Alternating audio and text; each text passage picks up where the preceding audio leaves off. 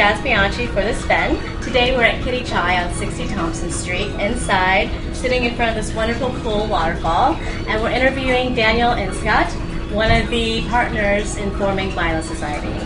Hi Daniel. I want to jump right in because I have so much that I want to know. So when we were speaking earlier, we were speaking about life-altering events, and you shared with me that you had cancer at 18 and that you grew up with a parent that was an addict. How did those two things color your childhood and your adulthood? Well, jazz goes right into the. I jump right in. I like that. Okay, so why do you dance now? Well, yes, I had cancer when I was 18, 19. I was playing tennis at the time. I was playing a lot of tennis. You're a professional tennis player. Yes, and it was just by accident. I went to just to the beach, and we had a friend of mine saying, "Well, there's a little spot you got on the back. Maybe you want to check that out." So I went to check it out, and they weren't concerned. But they said, let's test it, let's see what it might be. And then a week later, when I came back to get the stitches out, and I had a final in the tournament, that day, they told me, well, you might have to put that on hold because you have stage 4 melanoma in your back, and you might not make it to Christmas.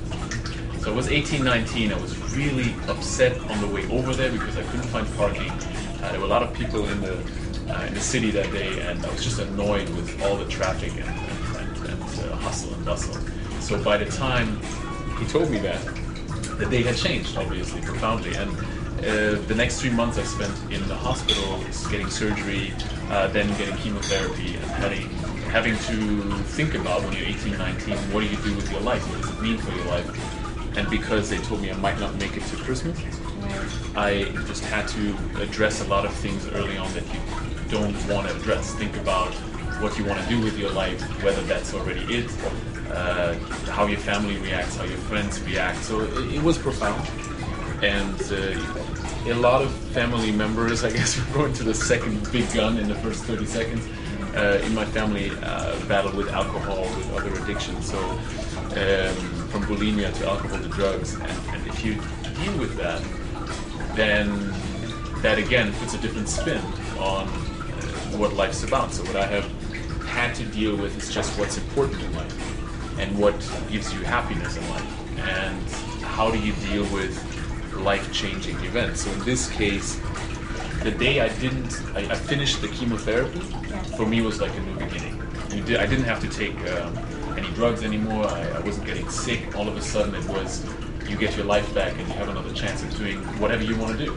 And that was the starting point for me to be very disciplined about a lot of things in my life. Well, the discipline has showed up in many ways. You have a master's in law and politics, you have a master's in history. So did you quit tennis altogether and just go directly into your studies, or? No, when I was my dad didn't let me. My dad was an actor, so I grew up with theater acting and spent a lot of time behind the scenes, behind the stage. And he didn't let me just become a tennis player. So what he wanted for me to do was to get an education. And while I was going through chemotherapy, I was also getting my degrees. And in a way that was helpful because you have something to focus on. So I focused on studying and being in the hospital bed with all these books, so the doctors called me crazy doing that. It was very helpful for me. So ultimately you think, well, you got your degrees while you went through chemotherapy. But at the same time, that's not that extraordinary because you just need something to focus on. So I focused on studying, reading, and focusing my mind on something.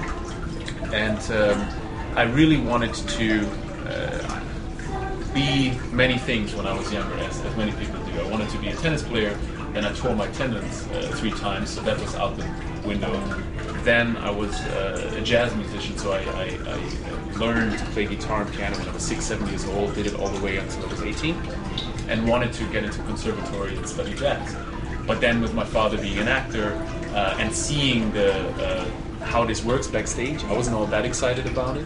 For a couple of years I also was doing some modeling, and it's the same thing. It looks so nice and like here, outside, it looks really nice on the outside, but who knows what's backstage.